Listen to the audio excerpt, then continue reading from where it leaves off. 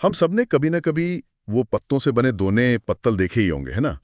खासकर बाजारों में या मेलों में। हम्म। पर क्या कभी ये सोचा है कि एक मतलब बिल्कुल आम सा दिखने वाला पत्ता, जैसे ये सखुआ या साल का पत्ता, ये किसी समुदाय के लिए कितना गहरा मतलब रख सकता है? आज हम इसी पर थोड़ी गहराई से बात करेंगे। हमें कुछ जानकारी मिली है कि कैसे झारखंड, छत्तीसगढ़, उड़ीसा और मध्य प्रदेश के आदिवासी समुदायों के जीवन में इन साल के पत्तों का महत्व है। ये सिर्फ एक पत्ता नहीं है, बल्कि उनकी संस्कृति, उनका धर्म, उनकी रोज की जिंदगी, सब इससे जुड़ा है। तो चलिए इस साधारण से पत्ते की जो असाधारण कहानी है उसमें उतरते हैं। पहला सवाल तो मेरे मन में यही आता है कि आखिर ये पत्ते इतने खास क्यों हैं भाई? बिल्कुल। और इसका सबसे पहला और शायद सबसे गहरा कारण है इनका धार्मिक महत्व। कई आदिवासी समुदाय साल या सखुआ के पेड़ को उसे देवता का वृक्ष मानते हैं। अच्छा, देवता का वृक्ष। जी हाँ, उनका विश्वास है कि इस पर उनके कुल देवता रहते हैं, उनका वास होता है। ओके। और इसीलिए इसके पत्ते पूजा पाठ में, हवन में और खास तौर पे उनके त्योहारों में खूब इस्तेमाल होते हैं। देवता का वृक्ष, तो इसका मतलब शायद इसे काटना भी मना होता होगा या कुछ नियम होंगे। हाँ बिल्कुल। कई समुदायों में तो जो पवित्र माने जाने वाले पेड़ हैं उन्हें काटना मना ही होता है, या फिर उसके बहुत कड़े नियम होते हैं। और देखिए ना, झारखंड का सबसे बड़ा आदिवासी पर्व है सरहुल। वो तो साल के पेड़ की पूजा के बिना हो ही नहीं सकता। इस त्योहार में साल के जो नए फूल आते हैं, जो पत्ते आते हैं, वो देवताओं को चढ़ाए जाते हैं। तो ये महज एक पत्ता नहीं है, ये उनकी आस्था का प्रतीक है, जीता जागता। आस्था तो ठीक है, लेकिन रोजमर्रा की जिंदगी, उसमें क्या भूमिका है? मैंने सुना है ये कमाई का भी एक जरिया है। बिल्कुल सही सुना है आपने। यहीं पर इनका जो आर्थिक पहलू है वो सामने आता है। आदिवासी महिलाएं खास तौर पर इन पत्तों को जंगल से इकट्ठा करती हैं, फिर उनसे वो दोने और पत्तल बनाती हैं। हाँ, वो गोल वाले और चकोर वाले। जी वही। और फिर इन्हें पास के हाट या बाजारों में ले जाकर बेचती हैं। और ये सिर्फ मतलब थोड़ी बहुत कमाई नहीं है, कई परिवारों के लिए तो साल के कुछ महीनों में ये आमदनी का मुख्य जरिया होता है। अच्छा, मतलब सीधे सीधे घर चलाने में मदद करते हैं या पत्ते? हाँ बिल्कुल। और इससे ये भी पता चलता है कि उनका जीवन वनोपज पर, माने जंगल से मिलने वाली चीजों पर कितना ज्यादा निर्भर है।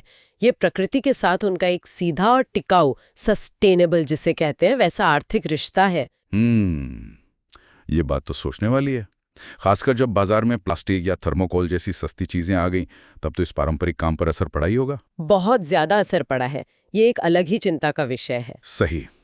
अच्छा, पत्तों के अलावा ये साल का जंगल और क्या क्या देता है? मतलब पेड़ से और क्या मिलता है? अरे साल का पेड़ तो अपने आप में बहुत उपयोगी है। देखिए, इसकी लकड़ी बहुत मजबूत होती है, तो वो घर बनाने में या दूसरी कई चीजें बनाने के काम आती है। अच्छा। फिर उसकी छाल से एक गोंद जैसा पदार्थ निकलता है, उसके बीज भी इस्तेमाल होते हैं। और हाँ, पत्तों की बात करें तो दोना पत्तल तो है ही, कच्चे घरों की छत बनाने में भी इनका इस्तेमाल होता है। छत बनाने में कैसे? वो पत्तों के एक परत सी बिछा देते हैं, वो पानी को नीचे आने से रोकती है।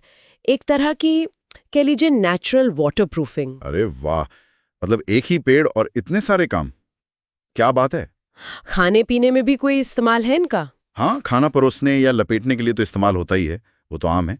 पर कुछ खास आदिवासी पकवान या पेय बनाने में भी ये पत्ते काम आते हैं। जैसे एक पारंपरिक पेय होता है हंडिया, उसे बनाने की जो प्रक्रिया है उसमें फर्मेंटेशन के लिए, किण्वन के लिए साल के पत्तों का इस्तेमाल होता है। अच्छा, ये तो नहीं पता था मुझे।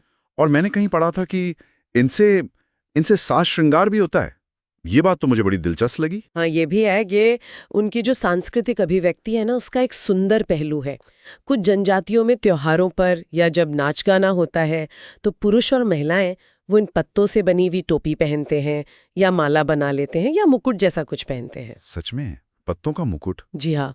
और ये सिर्फ सजावट नहीं है, ये उनकी पहचान, उनकी परंपरा का एक तरह से प्रदर्शन है। तो मतलब ये पत्ते सिर्फ जरूरत की चीज नहीं रहे, ये तो उनकी पहचान से भी गहरे जुड़े हुए हैं। बिल्कुल, एकदम सही समझा आपने।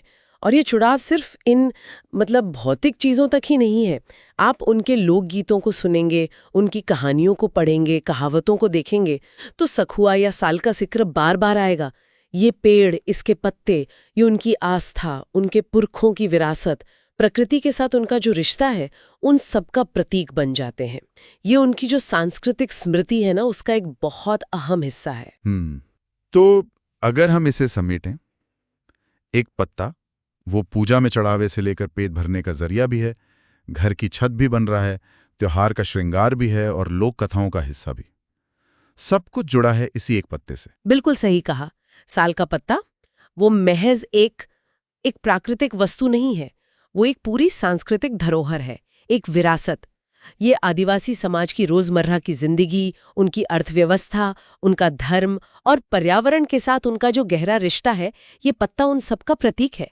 तो जब हम आदिवासी संस्कृति या जीवन शैली को समझने की कोशिश करते हैं, मुझे लगता है साल के पेड़ और पत्तों के इस महत्व को समझे बिना वो बात अधूरी ही रहेगी। ये उनके जीवन चक्र का, आप कह सकती है, एक अटूट हिस्सा है। ये सब जानने के बाद ना एक सवाल मेरे मन में उठ रहा है, और शायद ये थोड़ा चिंताजनक भी है। जैसे जैसे हम देख रहे हैं कि जंगल बदल रहे हैं या बाजार में प्लास्टिक जैसी चीजें हावी हो रही हैं, हाँ। तो क्या साल के पत्ते और आदिवासी जीवन का ये जो सदियों पुराना और शायद बहुत नाजुक रिश्ता है, हाँ। क्या ये भी बदल रहा है?